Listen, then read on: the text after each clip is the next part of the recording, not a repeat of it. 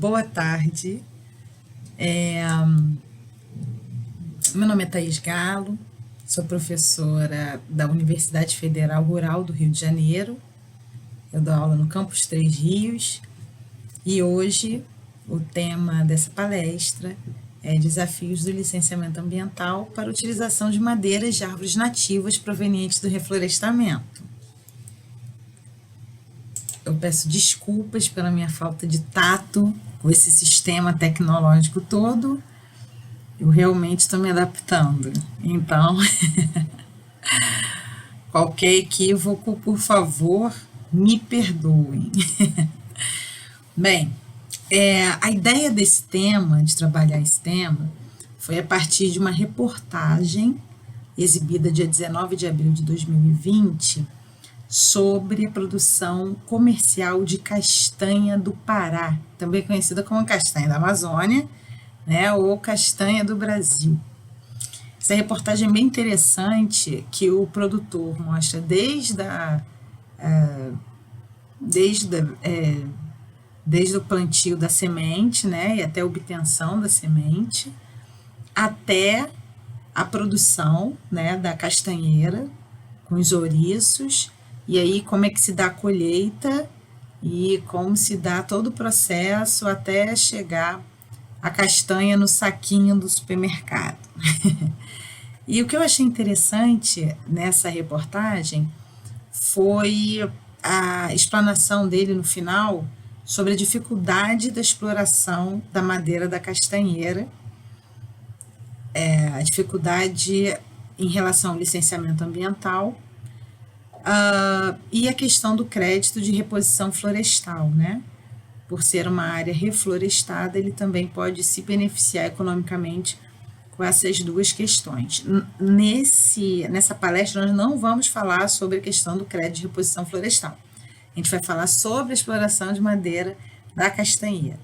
Segundo o produtor, ele fala que o crescimento dela é rápido, né? De 15 anos, como vocês podem ver no slide, e por isso é um retorno financeiro viável, né? E vale a pena o investimento, apesar de ser uma árvore nativa. Só que ele fala que o grande problema é a questão do licenciamento ambiental. Segundo ele, demora de 2 a 3 anos a autorização para exploração dessa madeira.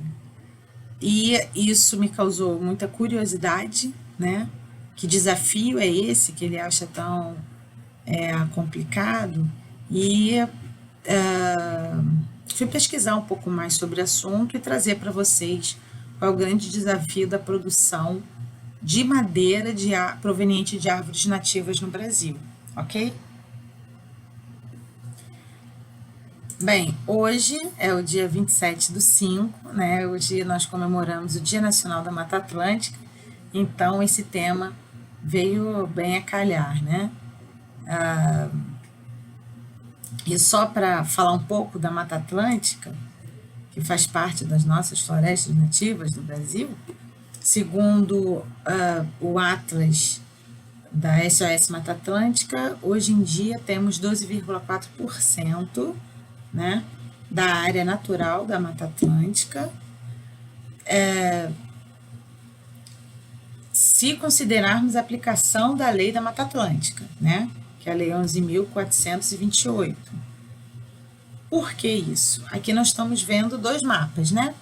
Nós temos um mapa da SOS Mata Atlântica e temos um mapa da Fundação Brasileira de Desenvolvimento Sustentável. Se você comparar os dois mapas, você vê que esse da Fundação Brasileira de Desenvolvimento, você tem mais pontos verdes, ou seja, ela mostra que tem mais florestas, né? E esse daqui que tem menos. Por que que um aparece que tem mais do que o outro? Devido ao sistema de classificação adotado pelos dois, né? Em primeiro lugar, o tipo de satélite, né? Aqui foi utilizado o Landsat, aqui eu não me recordo ao certo qual foi utilizado, mas a classificação que os dois utilizaram foi bem distinta. Aqui, a SOS Mata Atlântica, ela utilizou a classificação que está descrita na lei federal. né, para áreas de preservação de biodiversidade. E aqui ele considerou várias áreas acima de 3 hectares. Todas as matas, não necessariamente são remanescentes de florestas nativas, podem ter exóticas juntos, mas enfim, são remanescentes florestais dentro da área onde existia a Mata Atlântica. Por isso essa diferença de dados. Só que ambos os dados são muito importantes dependendo da pesquisa que você vai fazer em relação à Mata Atlântica, né? Nosso próximo slide, isso é só para a gente situar que vegetação nativa estamos falando e o que a lei fala um pouco sobre isso, né? A Constituição Federal, no artigo 225, né, parágrafo 4º, ele fala que a floresta amazônica brasileira, Mata Atlântica, a Serra do Mar, o Pantanal Mato-Grossense e a Zona Costeira, eles são patrimônios nacionais, né? E sua utilização far-se-á, na forma da lei, dentro de condições que assegurem a preservação do meio ambiente, inclusive quanto ao uso desses recursos, né?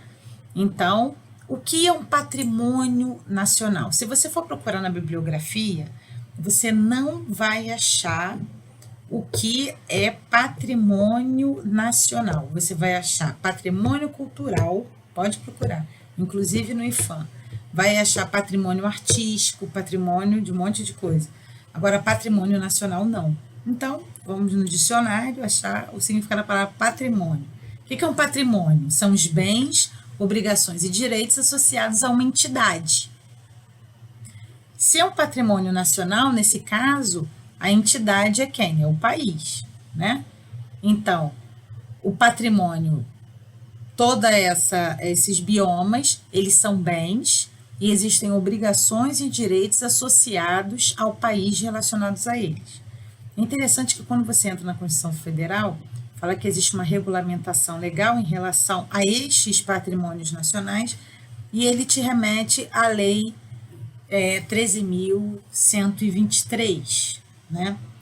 Quando você olha essa lei, ela não fala sobre a questão da exploração do indivíduo, né, da árvore. Ele fala sobre a exploração do patrimônio genético, né? E aí na forma da lei você pode verificar em vários artigos que na verdade ele está falando de muda, de semente, de banco de semente, enfim, do patrimônio genético relacionado àquele bioma, né? Ele inclusive remete essa questão do patrimônio genético à Lei Complementar 140 de 2011, que fala que é obrigação dos 3 entes cooperativos preservar esse patrimônio genético, né? Mas não fala sobre o assunto que estamos falando nessa live, né? Que é a questão da exploração da madeira e não das sementes, das mudas, enfim. Então vamos entender primeiro o que é árvore nativa. Árvore nativa são aquelas originadas de determinado país, região ou ecossistema. É isso que a gente está falando, da árvore nativa. E o que é o reflorestamento? O reflorestamento, ele vai ser uma conversão por indução direta do homem, né? Ou seja, é uma ação do homem num determinado espaço, né? Que vai fazer através do plantio de mudas que aquela área volte a ter uma floresta. Você tem necessariamente no reflorestamento, né, não natural, a indução do homem dentro do processo, ok? Então, isso é sobre isso que nós estamos falando. E o que é o licenciamento ambiental? O licenciamento ambiental, ele é um instrumento da Política Nacional de Meio Ambiente de 1981, né? E assim como existem outros instrumentos, a gente vai falar daqui a pouquinho sobre isso. E também é falado na Constituição Federal, no artigo 225, parágrafo 1, ou parágrafo 1º, os juristas vão me matar se eu não falar parágrafo 1, que é sobre a efetividade do poder público ao meio ambiente ecologicamente equilibrado. O que ele quer dizer com isso, né? Que a responsabilidade pelo equilíbrio ecológico é do poder público.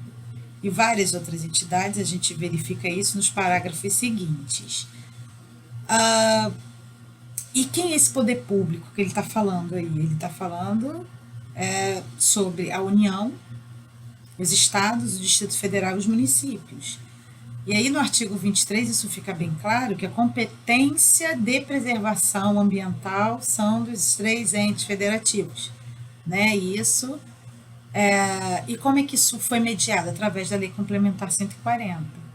Então, para você entender todo o processo de licenciamento ambiental, que é um instrumento, é importante que você tenha uma noção de responsabilidade, de quem é responsável pelo quê, e como esses instrumentos são utilizados, né?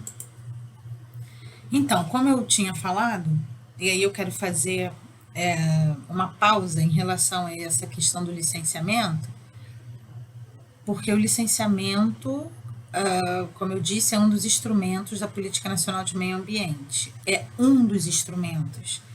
Uma coisa que já me preocupa há anos, né, e eu já comentei isso até com alguns colegas que militam na área ambiental, é que o licenciamento ambiental cada vez mais tem sido o instrumento mais utilizado, né? Eu assisti uma live há pouco tempo e o gestor público ele falava o seguinte, que ele é o gestor de um estado, né?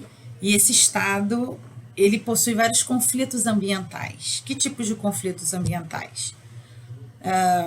Dentro desse estado tem caiçaras, tem índios, tem madeireiros, tem mineradores, tem indústrias, tem crescimento da população, tem unidades de conservação federal, tem estações ecológicas, enfim. Tudo isso acontecendo dentro de um mesmo espaço físico, porque esse estado é muito grande. Ele corresponde mais ou menos a um sudeste mais o estado de São Paulo, né? Ou seja, é um estado enorme. E todos esses conflitos acontecem ao mesmo tempo. E aí, no discurso dele, uma coisa que me chamou a atenção foi que ele falou o seguinte: se ele tivesse que escolher um único instrumento de gestão, né, para gerenciar esses conflitos, segundo ele escolheria o licenciamento ambiental. Esse discurso me chama muito a atenção, por causa dessa questão que eu disse, que tem se dado muito valor à questão do licenciamento ambiental como o instrumento de implantação e implementação dessa política nacional. Enquanto existe, aí eu estou mostrando para você a lista dos 13 instrumentos existentes. Ao meu ver, e aí é opinião completamente minha, né? Como alguns sabem, eu sou professora de licenciamento ambiental e já trabalhei com licenciamento durante alguns anos. Eu vejo o instrumento do licenciamento como uma ferramenta final dentro do processo, né? Não é um instrumento de planejamento, é um instrumento de ação, né? É um instrumento de implementação de uma política. Ao meu ver, na minha simples ignorância, eu votaria no zoneamento ambiental como um instrumento de mediação de conflito. Por quê? Não esqueça que a gente está falando de um tema polêmico, que é a utilização de árvore nativa, né? E nós temos biomas super importantes num país enorme como o Brasil. O zoneamento ambiental, que é regulamentado por uma lei federal, que é o zoneamento ecológico econômico, que ele nunca foi colocado em prática, e aí eu afirmo, né, ele pode ter sido em algumas áreas implantado, em outras áreas implementado parcialmente, mas não foi implementado totalmente em todo o território brasileiro. Esse zoneamento ecológico-econômico, ao meu ver, é um instrumento que auxilia o gestor numa ação preventiva. A partir do momento que você tem no território nacional, né, todas as áreas divididas, né, conforme, dentro de um planejamento não de governo, mas um planejamento de Estado, onde você sabe quais são as áreas que podem e devem ter indústrias, as áreas de expansões industriais, as áreas que têm que ser preservadas, as áreas de manejo socioambiental, as áreas de expansão urbana. A partir do momento que você tem as áreas, as unidades de conservação indígenas, né, as áreas de mineração, enfim, e várias outras atividades que acontecem dentro do território, se você tem isso mapeado, né, georreferenciado dentro do país, né, e aí você vai ter uma escala de, sei lá, 1 para 1 milhão, que não dá para você... Dá para você pensar em gestão nacional, né? Mas não gestão de um território, por exemplo, o município. Qual é a ferramenta que o município e o Estado vão utilizar? Cabe, se a União fizer o zoneamento ecológico-econômico, cabe ao Estado fazer o zoneamento ecológico-econômico dentro de uma escala que permita ele fazer a gestão do Estado, né? Vai ser 1 para 25 mil, 1 para 50 mil, enfim. E vai permitir ao Estado também fazer planejamentos para essas áreas e evitar conflitos. Por quê? Imagina, o empreendedor chega e fala, ó, eu quero construir aqui uma indústria. Ah, ok. Se ele tivesse essa ferramenta à disposição dele, né, não só à disposição dele, mas de todo mundo, né, não tem que ser uma coisa restrita, deveria ser algo que você conseguisse baixar pela internet, enfim, o gestor público evitaria que ele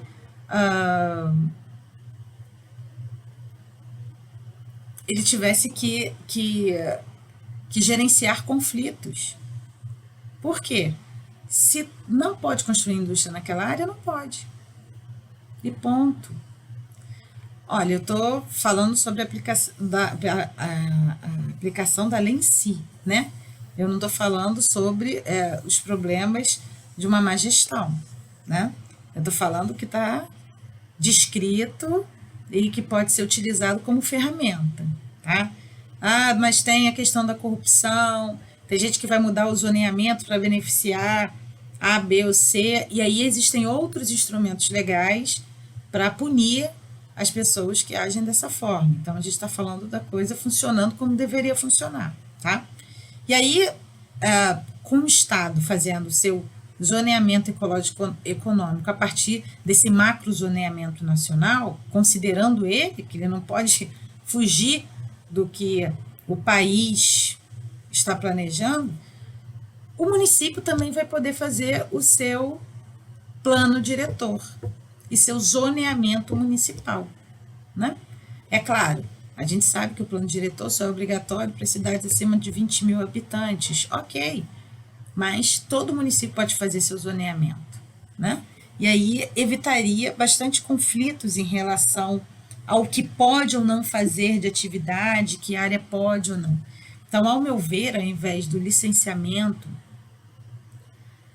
está sendo utilizado para fiscalização, para gestão, para aplicação de multas, né? Ele está sendo uma ferramenta utilizada para o dia a dia, né? Das questões ambientais dentro do poder público. É o que eu venho acompanhando, né? Tem passado bastante lives interessantes com relação a esse tema, né?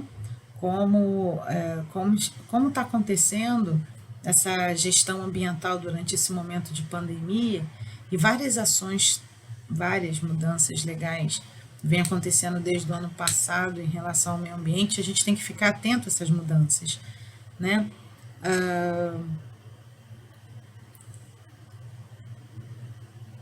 Essas mudanças a gente ainda não pode analisar agora, né?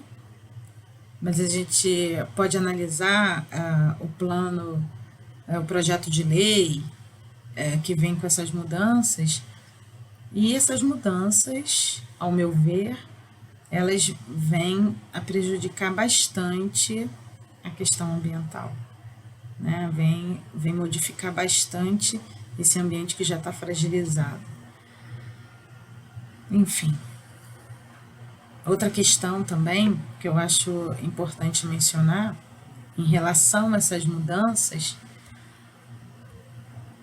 com esse afastamento social, um projeto que já estava há muito tempo, já vem acontecendo há muito tempo nos estados, né? E inclusive existe já a proposta de lei para mudança do licenciamento ambiental, né, a nível federal, mas é a questão do licenciamento remoto, né? E também vi algumas lives falando sobre a questão do licenciamento remoto, ele sendo veiculado como uma forma de desburocratização. A gente vai falar sobre burocratização daqui a pouquinho, mas eu acho que vale a pena a gente ficar atento em relação a essas coisas. Por quê?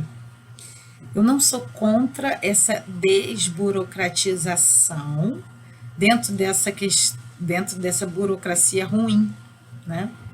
Só que, inclusive eu tenho uma aluna que trabalhou com isso na monografia dela, sobre se esses instrumentos, né, utilizados no licenciamento com potencial poluidor, enfim, se eles são efetivos ou não na prática, né?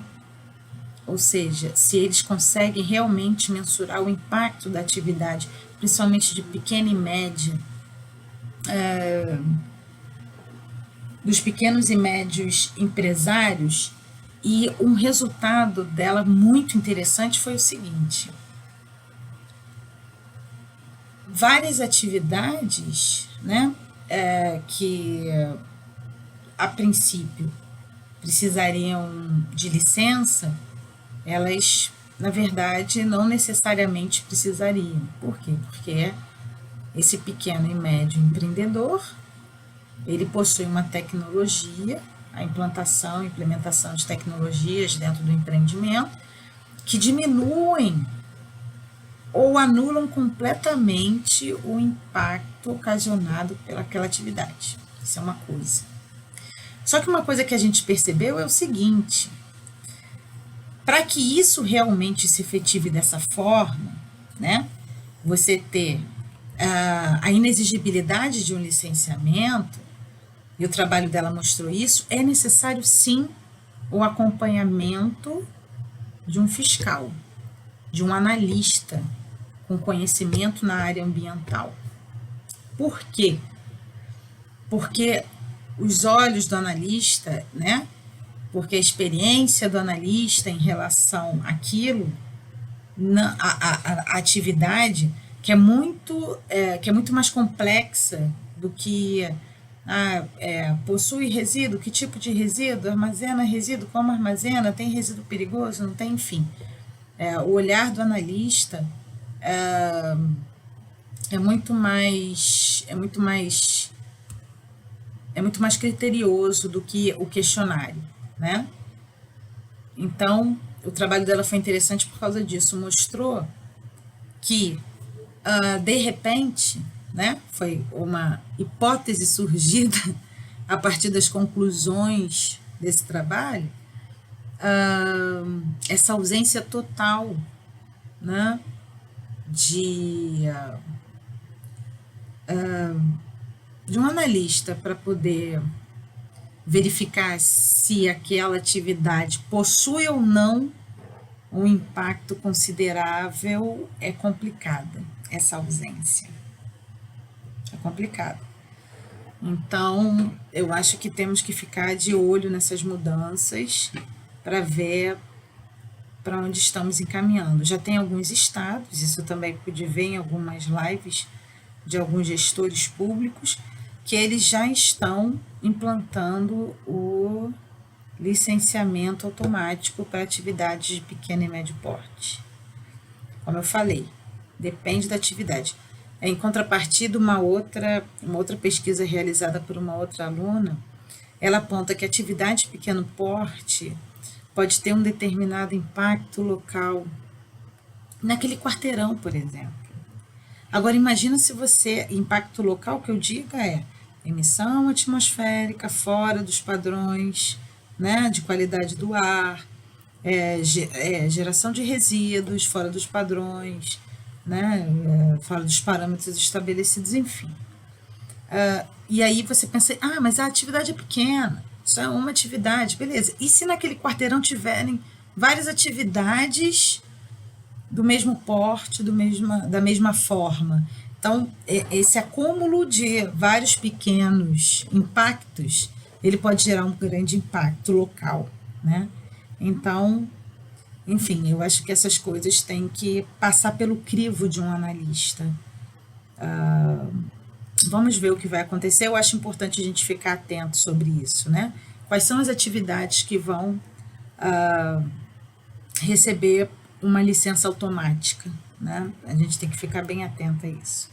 Mas, né, continuando nossa apresentação, eu não fugi do tema, porque a gente está falando de licenciamento ambiental, é importante frisar que a gente está falando sobre os desafios da exploração de madeiras, árvores nativas provenientes desse reflorestamento. Desafios. E aí, eu creio que passa pela cabeça das pessoas, né?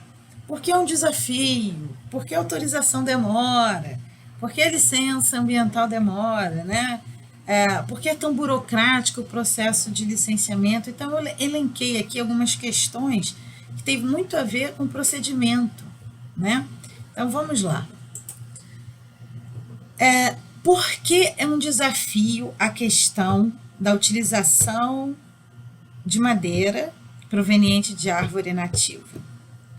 Porque existem várias extrações realizadas de árvore nativa de forma ilegal, sem autorização. E assim, mas é sem autorização, mas a área está replantada, nem sempre. Às vezes, pessoas invadem unidades de conservação, né, e extraem madeira. Isso é veiculado na mídia toda hora, né, quando não queimam, quando não matam pessoas para extração dessa madeira. Então, é um desafio para o poder público, tendo em vista, né, que ele é um dos, vamos botar assim, cuidadores desse bem, porque nós também temos nossas responsabilidades em relação a ele. É um desafio para eles poderem fiscalizar, né, qual é a árvore que é nativa, de área, que pode ser extraída e quais árvores que não são, né? Então, é um grande desafio para ele. E para poder regular isso, para poder ter controle sobre isso, ele utiliza de instrumentos. Que instrumentos são esses? O licenciamento é um desses instrumentos, né? A obtenção da licença ambiental é um desses instrumentos.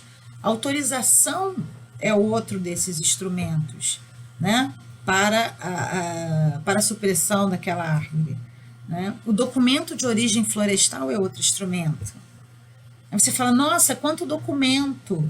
Sim, porque cada um tem uma finalidade. E a gente vai falar um pouquinho sobre essas finalidades, né? O documento de origem florestal, por exemplo, a partir desse documento, o gestor ele consegue verificar da onde essa árvore veio, né? E para onde ela vai.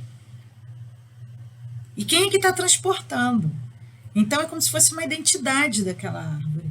Você consegue acompanhar a trajetória daquilo. Então, esse documento, ele tem que acompanhar a madeira desde, né, da onde ela foi extraída até o local que ela vai ser destinada, inclusive o transporte, né? E o licenciamento e autorização, a gente vai falar já já sobre isso. Uma outra questão. Então, como é que começa todo esse processo de licenciamento ambiental de uma área, né, para que você possa utilizar essa madeira de reflorestamento? Ele começa pela legalização da área. Há pouco tempo saiu aí a quantidade de pessoas, né, quantidade de propriedades que já tinham, cara, era menos de 50% no Brasil inteiro. Cara, é o cadastro ambiental rural, que seria um retrato daquela área, né? Quais são as áreas que têm que ser preservadas dentro daquele espaço, quais são as áreas que estão sendo utilizadas, para que finalidade, enfim. E a legalização da área passa primeiro por você delimitar todas as áreas que precisam ser preservadas ou conservadas. E aí a gente tem como exemplo a reserva legal, né, que na maior parte do país, com exceção da Amazônia Legal, que tem porcentagens distintas, né, cerca de 20% da propriedade, né, é destinada à reserva legal, e as áreas de APP, seja elas de topo de morro, de encosta, em torno de rios, nascentes, enfim. Então, a primeira coisa que você tem que fazer é delimitar essa área, e essa área tem restrições de uso hoje em dia pela lei de florestas, né?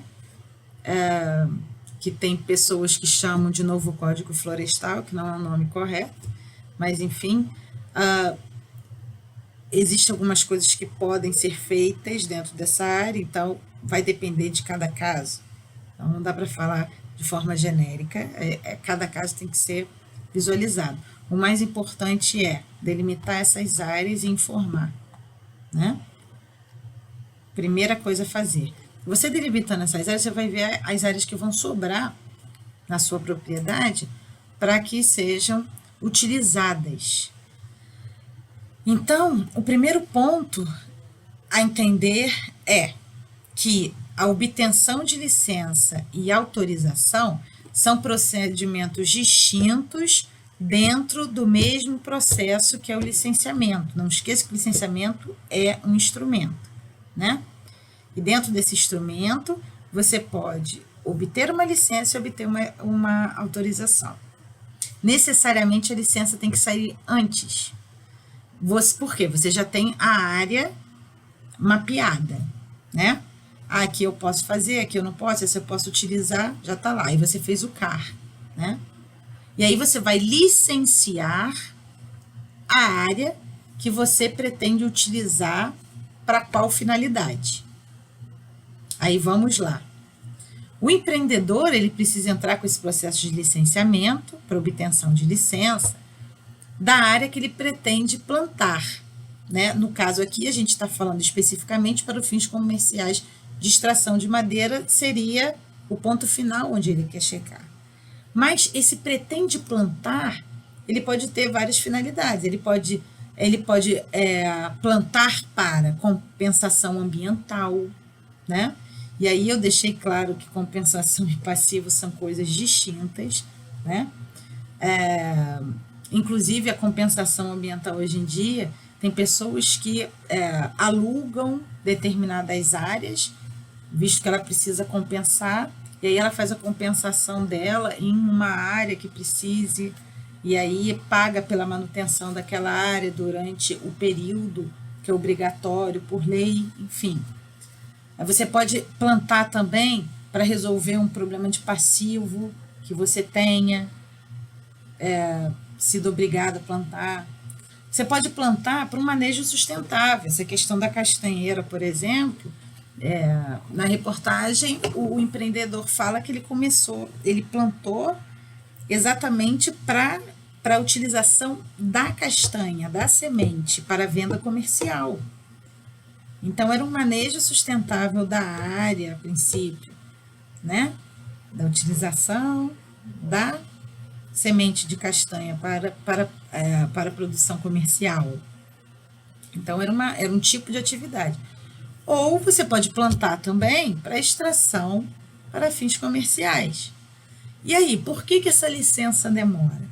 A licença demora porque às vezes o empreendedor ele descreve no processo, por exemplo, que a finalidade dele naquele plantio, daquela vegetação nativa, é para manejo.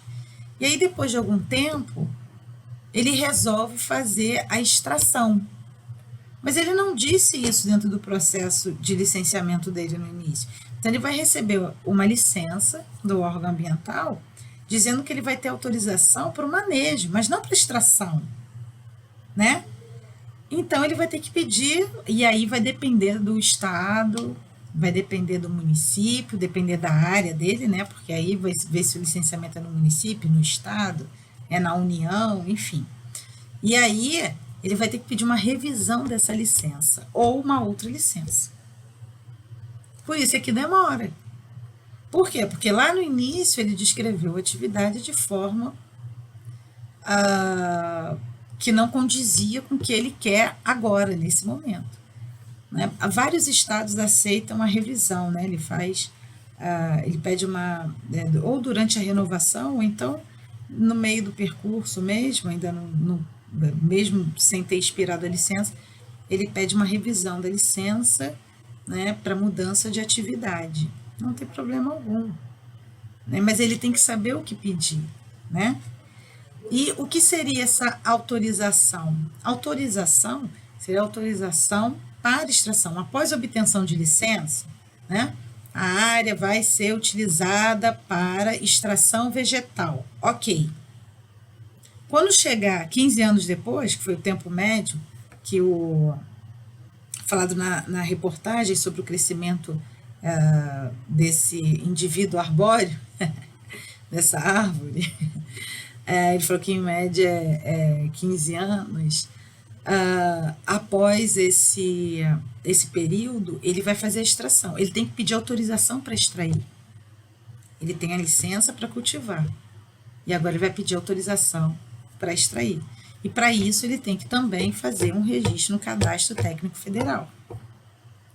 E aí pede autorização ao órgão competente, né? E faz o DOF, não pode esquecer o DOF, porque ele vai ficar circulando com essa madeira, né? Uma medida de controle. Então, se ele pedir em alguma dessas etapas errado, ele vai ter problema em todo o processo.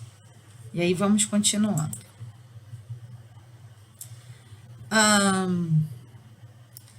Por que é tão burocrático toda essa questão? Primeiro, eu já falei ali, né? Que a burocracia tem muito a ver com o tamanho desse desafio. Existe muita extração ilegal no país, né? Existem muitas pessoas que tentam burlar as leis existentes, e por isso é um processo, acaba sendo existindo mais etapas, vamos botar assim. Eu particularmente gosto da burocracia quando ela é bem efetuada. E aí, que tipo de burocracia eu gosto? E aí eu coloquei para vocês a definição real como ela deveria ser da burocracia. É um tipo de estrutura organizada que se compõe a partir de regras e procedimentos pré-estabelecidos. Então, a estrutura está organizada, a regra está posta, o procedimento está claro. Isso é burocracia.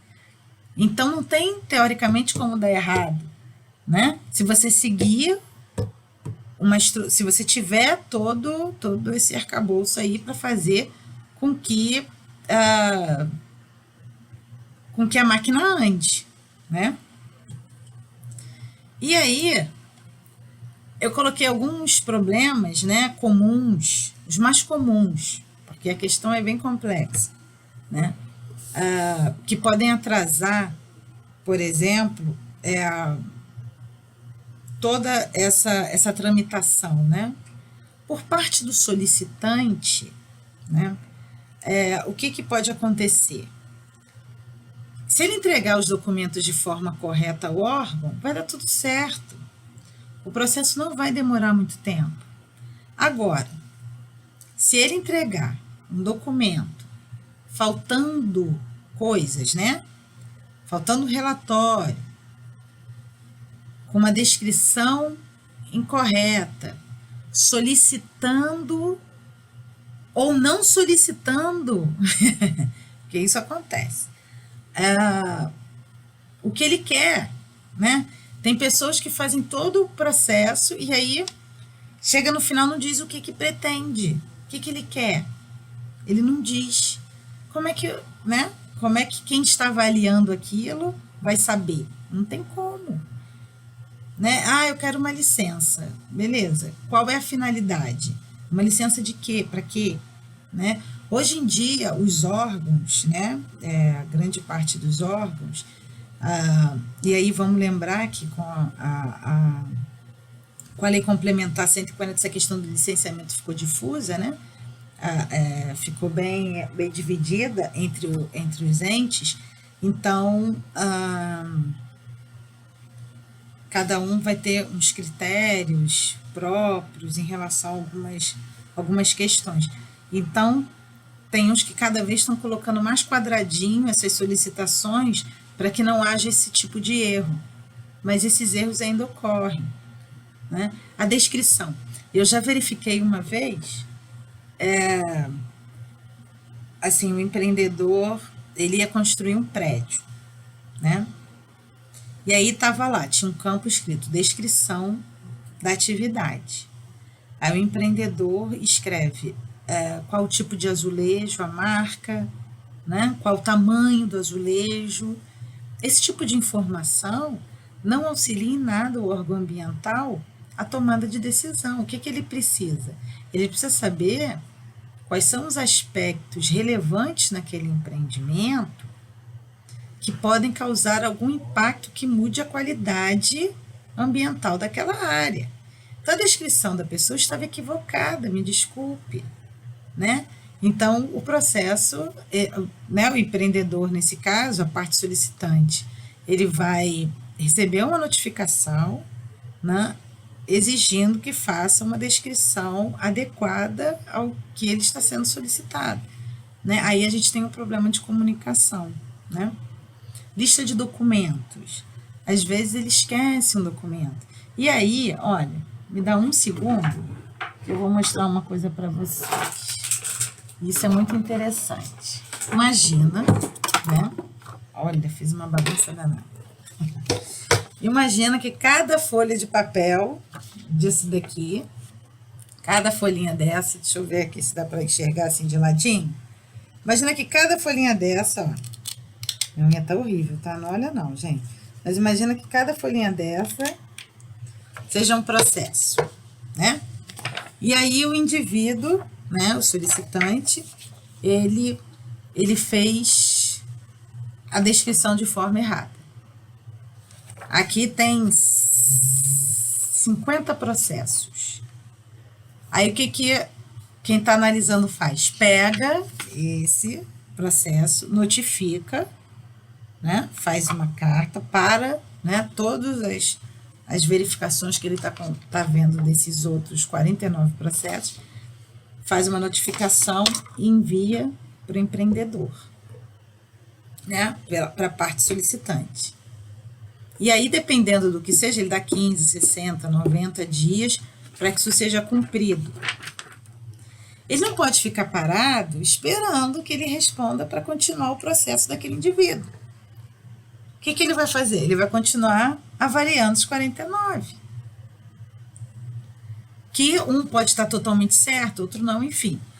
E aí, dentro daquele prazo estabelecido, quando o solicitante devolver, não necessariamente vai entrar aqui, né? Em cima desse monte de trabalho que ele está executando. Porque ele já está com outro processo em análise. E fora as outras questões. Então, assim, não dá para ele, vou largar tudo agora, ver porque chegou a notificação. E aí demora, né?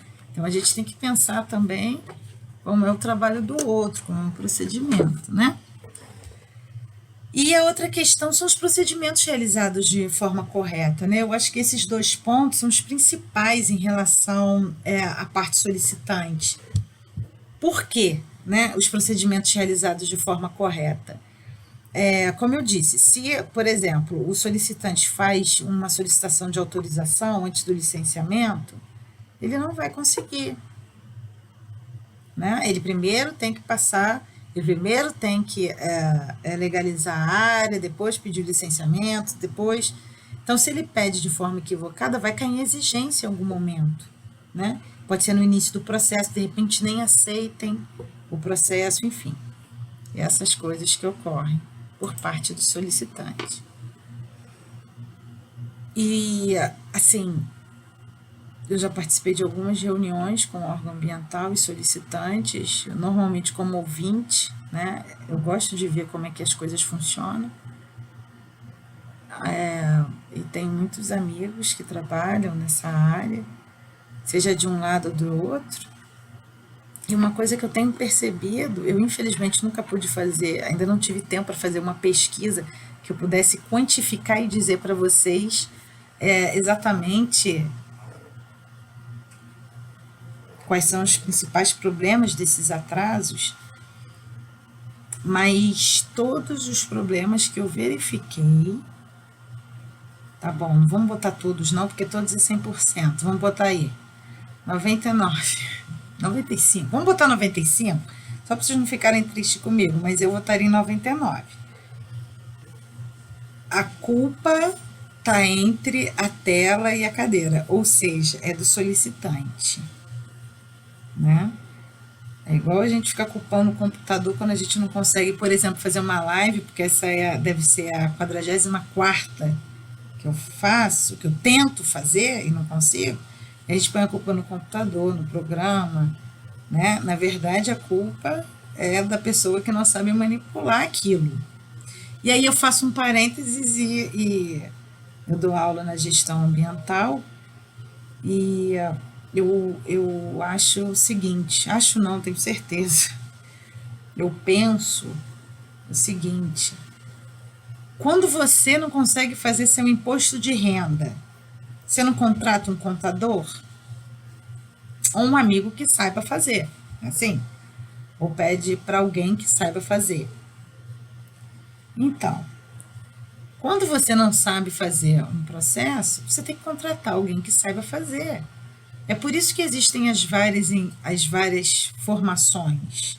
Se você não sabe dar andamento, verificar um licenciamento ambiental, tem que contratar uma pessoa da área. Ah, é caro, concordo. Dependendo do empreendimento, às vezes pode ser caro ou não.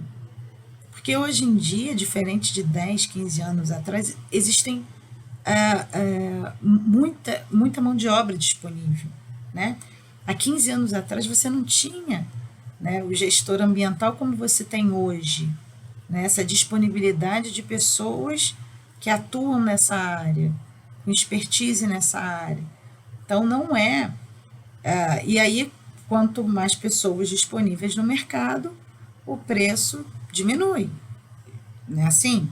Então, hoje é muito mais fácil você contratar uma pessoa, né, e que possa lidar com essas questões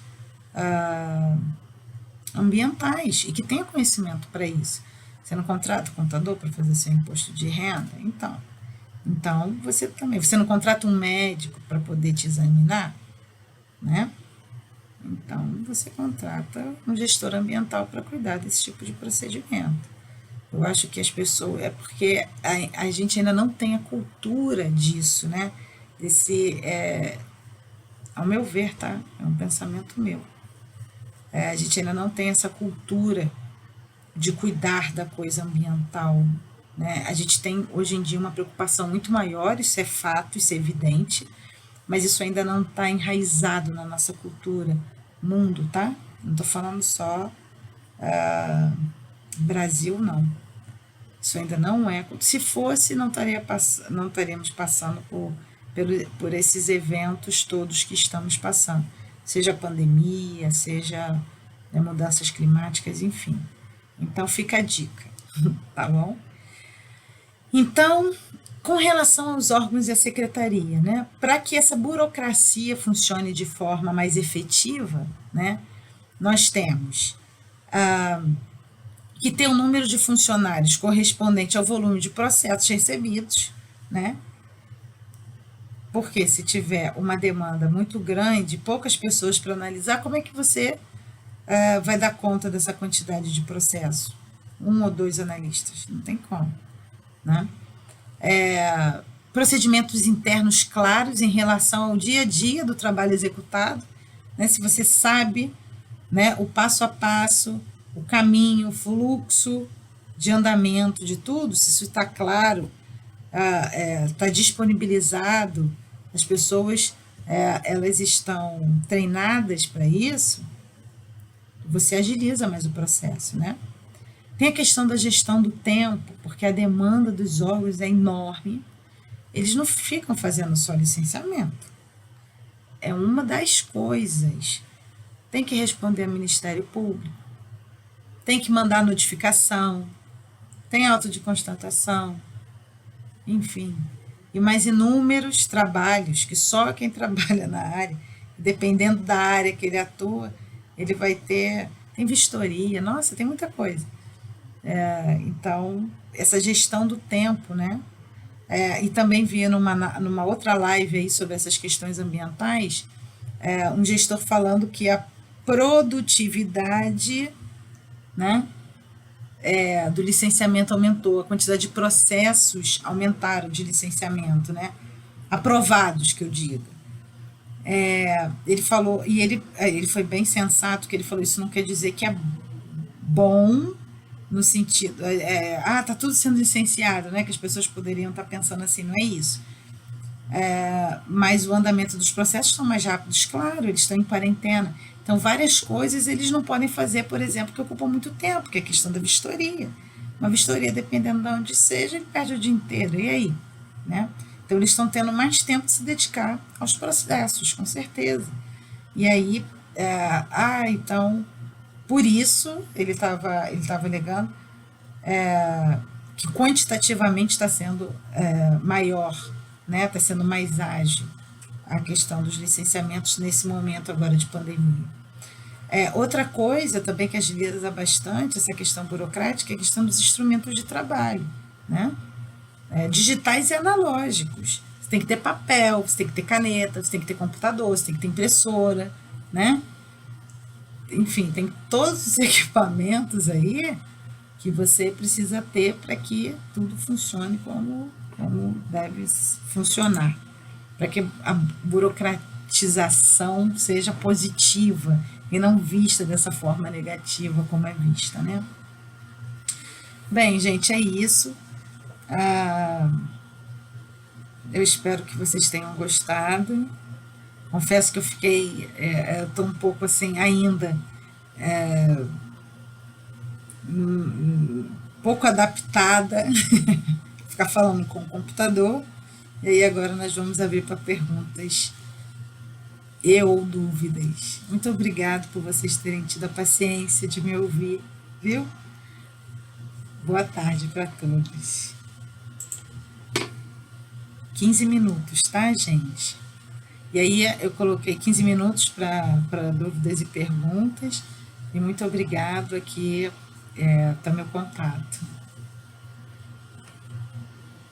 E aí vocês me falam, se vocês quiserem que eu continue fazendo live, mande propostas de temas que vocês se interessem, né? Essa foi a minha primeira.